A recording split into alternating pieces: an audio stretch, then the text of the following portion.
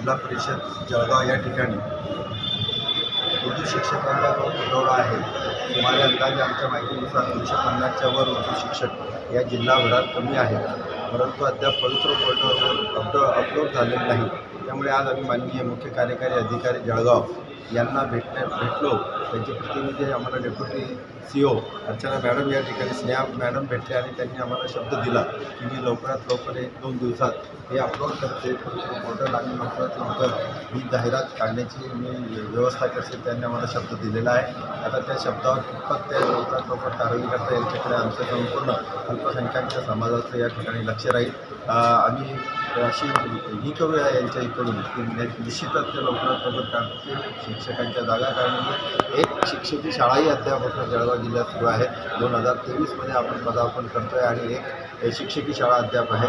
हे आमचं दुर्दैव आहे। बघूया की जिल्हा परिषद प्रशासन किती तत्परतेने हे पोर्टल अपडेट करतो आणि आमच्या या उर्दू शिक्षकांच्या जागा लवकरात लवकर भरतो।